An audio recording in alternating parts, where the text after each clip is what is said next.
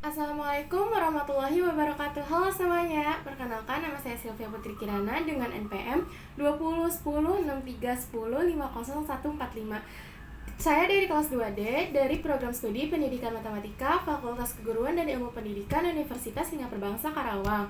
Di video ini saya akan memaparkan tentang biografi tokoh matematikawan Pythagoras. Video ini juga bertujuan untuk memenuhi tugas sejarah matematika saya.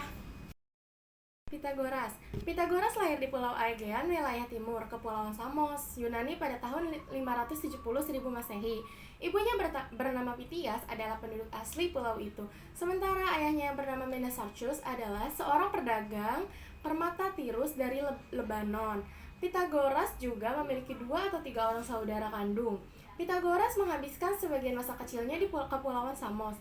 Ketika ia tumbuh dewasa, ia mulai menemani ayahnya berdagang.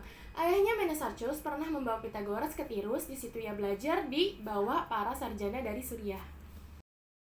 Pythagoras kemudian belajar secara ekstensi di bawah guru yang berbeda. Dia belajar puisi, membaca karya penjaga Homer, dan memainkan musik kecapi. Selain itu, belajar dari prasarjana di Suriah, dia juga belajar di bawah bimbingan para sarjana di Chaldea.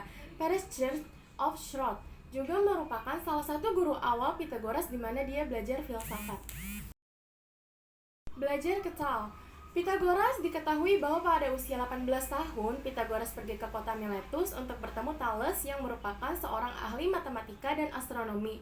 Meskipun pada waktu itu Thales sudah terlalu tua untuk mengajar, pertemuan itu cukup membuahkan hasil. Dari pertemuan itu menumbuhkan minat Pythagoras dalam ilmu pengetahuan, matematika, dan astronomi. Pythagoras juga belajar ke salah satu murid Thales bernama Anaximander. Karya-karya Pythagoras selanjutnya menunjukkan kemiripan yang mencolok dengan karya Anaximander.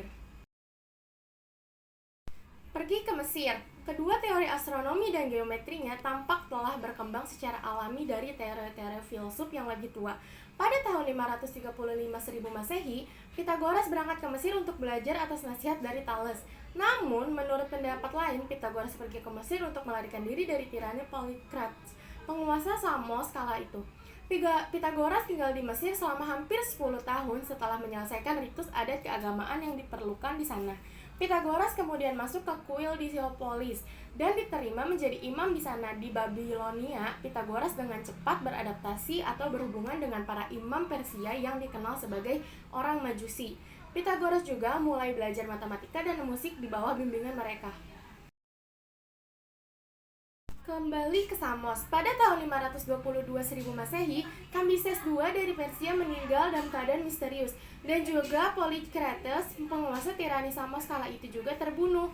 Peristiwa ini membuat kesempatan bagi Pythagoras untuk kembali ke Samos, dan kemudian ia lakukan pada tahun 520 1000 Masehi.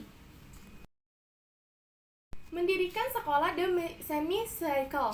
Pythagoras diketahui bahwa sekembalinya ke Samos, Pythagoras membuka sekolah bernama The Semicircle. Namun, metode pengajarannya berbeda, dan hal ini menarik bagi beberapa orang lainnya. Pada saat yang sama, para pemimpin Samos kala itu ingin Pythagoras terlibat dengan pemerintahan kota. Namun, yang tidak menarik bagi hati Pythagoras. Pindah ke Italia. Pada tahun 518 1000 Masehi, Pythagoras memindahkan sekolahnya ke Kroton di Italia Selatan. Beberapa pendapat mengatakan bahwa dia pergi ke sana untuk belajar ilmu hukum dan tinggal di sana. Di Kroton inilah dia mulai mengajar, dan dengan cepat ia mengumpulkan sekelompok pengikutnya. Selanjutnya, ia mendirikan perkumpulan yang terbuka bagi pria dan wanita. Ini berkembang menjadi sekolah filsafat agama yang religius dan memiliki pengaruh politik yang sangat besar. Pengikut Pythagoras. Para pengikut Pythagoras disebut sebagai Pythagorean dan terbagi menjadi 2 kaum. Ada sebagian dari mereka yang tinggal di sana dan bekerja di sekolah dikenal sebagai matematikawan atau pelajar. Dan sebagian lainnya tinggal di luar sekolah yang dikenal sebagai akumatis atau pendengar. Pythagoras adalah guru atau master dari kedua sekte atau bagian tersebut. Para pelajar atau matematikawan pengikutnya harus menjalani hidup mereka sesuai dengan aturan. Misalnya, apa yang mereka makan, kenakan, atau bahkan mereka ucapkan.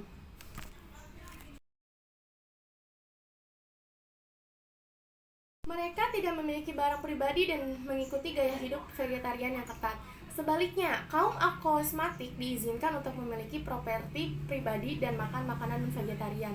Mereka juga menghadiri sekolah hanya pada siang hari. Sekolah milik Pitagoras mempraktekkan kerahasiaan yang ketat, tidak hanya tentang ritual mereka, tetapi juga tentang apa yang diajarkan. Oleh karena itu, meskipun itu membuat kontribusi luar biasa untuk matematika, namun sulit untuk membedakan antara karya-karya Pitagoras dan para pengikutnya. Kontribusi Pitagoras dalam matematika. Kontribusi Pitagoras terhadap matematika paling dikenang karena konsepnya tentang angka. Pitagoras percaya bahwa semuanya dapat direduksi menjadi angka dan angka-angka ini memiliki karakteristik, kekuatan, dan kelemahan mereka sendiri.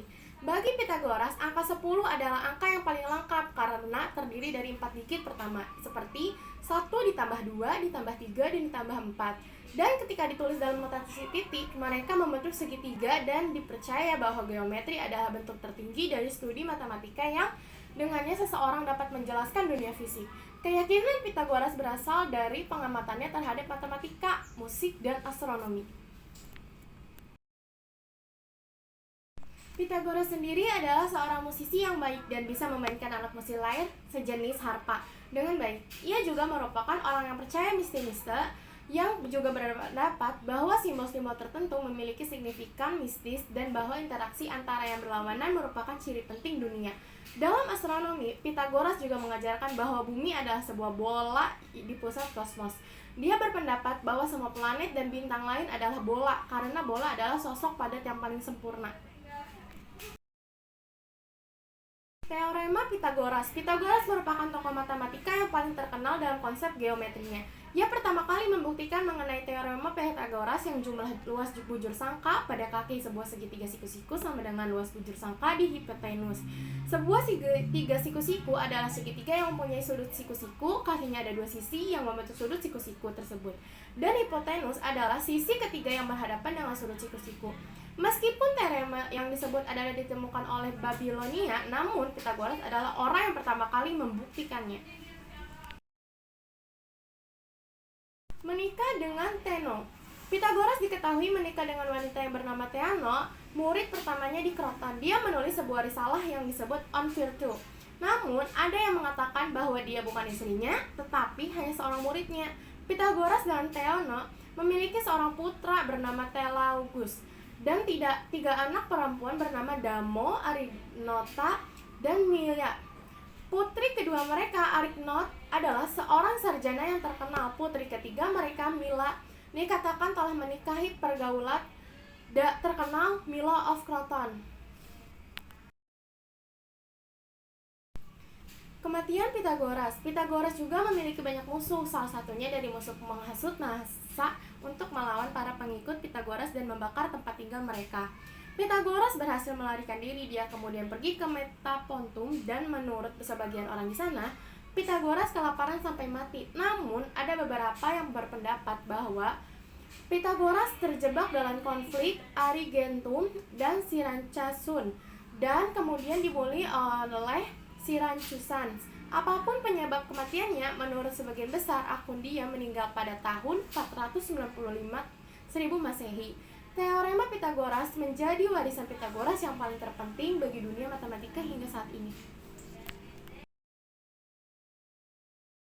Sekian dari saya, semoga ilmu yang saya bagikan bisa bermanfaat bagi kalian dan terima kasih yang sudah menonton. Jangan lupa subscribe, like, dan komen ya.